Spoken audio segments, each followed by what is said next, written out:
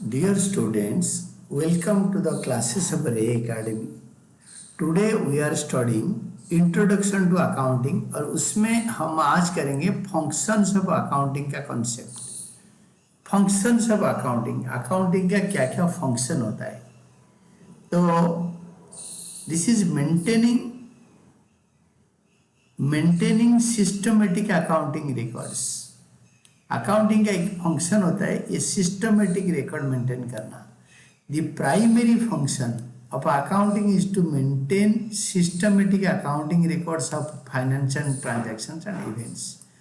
जो financial transaction होता है और फाइनेंशियल इवेंट्स होता है उसका सिस्टमेटिकली रिकॉर्ड करेंगे एक वन आफ्टर अनदर टाइम और date wise. That is maintaining systematic accounting records. या अकाउंटिंग का फंक्शन ऑफ अकाउंटिंग का पहला फंक्शन होता है. दूसरा फंक्शन होता है प्रिपरेशन ऑफ फाइनेंशियल स्टेटमेंट्स और फाइनल अकाउंट्स. फाइनल अकाउंट्स दो चीजें होता है. फाइनेंशियल स्टेटमेंट या फाइनल अकाउंट में profit and loss account and balance sheet दो होता है. Financial statements are prepared at the end of the accounting period and include income statement. Income statement का दूसरा नाम होता है प्रॉफिट एंड लॉस अकाउंट या statement of profit and loss companies में. And position statement, position of assets and liabilities, उसको बोलते हैं बैलेंस शीट. ये होते हैं फाइनेंशियल स्टेटमेंट दोनों, income statement and position statement. Financial statement से शो द फाइनेंशियल परफॉर्मेंस. ये कंपनी का फाइनेंशियल परफॉर्मेंस से दिखाता है. प्रॉफिट अर्न और लॉस इनकर्ड ये हमारा दिखता है कहाँ से, ना प्रॉफिट एंड लॉस अकाउंट से. तो ड्यूरिंग द अकाउंटिंग ईयर, ये अकाउंटिंग ईयर का अंदर ये क्या क्या कंडीशन था. एंड द फाइनेंशियल पोजीशन और बैलेंस शीट आज eight the end of the accounting year. Accounting year का लास्ट डेट, जैसे 31 मार्च को अगर अकाउंटिंग ईयर एंड हो रहा है तो 31 मार्च के दिन पे फार्म का एसेट का वैल्यू क्या क्या है, लायबिलिटी का वैल्यू क्या क्या है. और प्रॉफिट एंड लॉस अकाउंट पूरे साल का प्रॉफिट या लॉस बताता है. ये होता है फाइनल अकाउंट्स प्रिपरेशन करने के लिए. Both the statements are important for all users for taking decisions. सारे अकाउंटिंग इंफॉर्मेशन का यूजर के लिए दोनों स्टेटमेंट इक्वली इम्पोर्टेंट होता है, क्योंकि इसको पढ़ने के बाद एनालाइज करने के बाद वो लोग डिसीजन लेते हैं. थर्ड होता है मीटिंग लीगल रिक्वायरमेंट्स. अकाउंटिंग का और एक फंक्शन होता है मीटिंग लीगल रिक्वायरमेंट्स. इसमें जो मीटिंग लीगल रिक्वायरमेंट्स है, accounting records are accepted as evidence by the court of law if they are maintained systematically following accounting principles and concepts.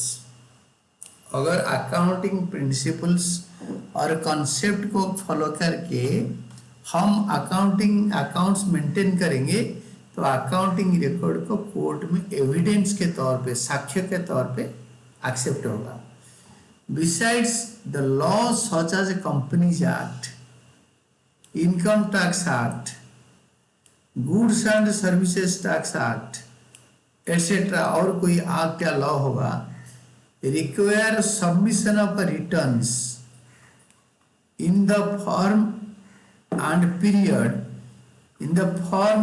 period as it prescribed in the law. जैसे government का law में लिखा है कि GST हर 3 महीने में करना है, फलाना रिटर्न हर महीने देना है, इनकम टैक्स रिटर्न हर साल जमा करना है.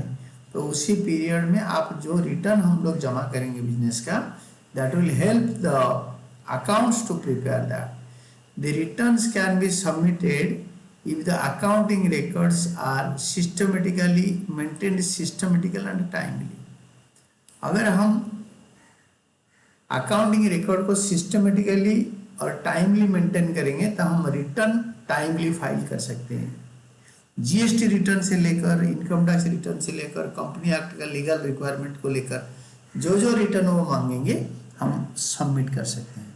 तो that is meeting legal requirements. आइन के लिए जो रिक्वायरमेंट है लॉ के हिसाब से वो इससे मेंटेन हो सकता है. Then communicating financial information. Fourth one is communicating the financial information. It is yet another function of accounting to communicate the financial information to the users. जो ये information को यूज करना चाहिए, जिनको जो यूज करते हैं इसको, उनको देना, कम्युनिकेट करना, which may be internal users और एक्सटर्नल यूजर्स. वो कंपनी के अंदर वाला यूजर हो सकते हैं या बाहर वाला, इंटरनल एंड एक्सटर्नल यूजर्स. वो कौन होते हैं? सच एज मैनेजमेंट, ये इंटरनल यूजर होता है. बैंक्स एक्सटर्नल यूजर होता है. एम्प्लॉइज कंपनी के अंदर वाले होते हैं, internal user. Government authorities external users होते हैं. इस टाइप का जितने, उनको देना एक फंक्शन ऑफ अकाउंटिंग होता है. असिस्टेंस टू मैनेजमेंट, मैनेजमेंट को असिस्ट करता है. असिस्टेंस टू मैनेजमेंट, मैनेजमेंट को कैसे असिस्ट करता है? Management often requires financial information which is given by the accounting records, which in turn helps the management in decision making. Management often request, बार बार बोलता है कि हमें ये इंफॉर्मेशन दो, ये कंपनी को सप्लाई देंगे ना नहीं, उसका डिस्काउंट परसेंटेज कितना है, वहाँ से खरीदेंगे ना नहीं, इस कॉस्ट सेंटर का प्रॉफिट बढ़ गया है घट गया. हर एक पार्ट के लिए इंफॉर्मेशन चाहिए. इसके लिए प्रैक्टिकली डिसीजन लेने के लिए अकाउंटिंग इंफॉर्मेशन से सारे ऑलमोस्ट आउटकम से डिसीजन लेता है मैनेजमेंट. तो मैनेजमेंट को डिसीजन मेकिंग के लिए अकाउंटिंग रिकॉर्ड्स चाहिए और अकाउंटिंग रिजल्ट चाहिए. तो अकाउंटिंग का एक फंक्शन होता है मैनेजमेंट को असिस्ट करना. Accounting record should be maintained in such a manner that the assets owned are known. It will assist the management in protecting the assets and also exercise control. वो asset को protect करना और उसके ऊपर exercise control करने में ये help करेगा. तो this was all about your class for this time, और we studied perfectly functions of accounting. Accounting क्या क्या काम करता है, और पहला वाला था ऑब्जेक्टिव्स ऑफ अकाउंटिंग, अकाउंटिंग का लक्ष्य क्या है. And this time we studied functions of accounting, accounting का काम क्या है. And this was all about today.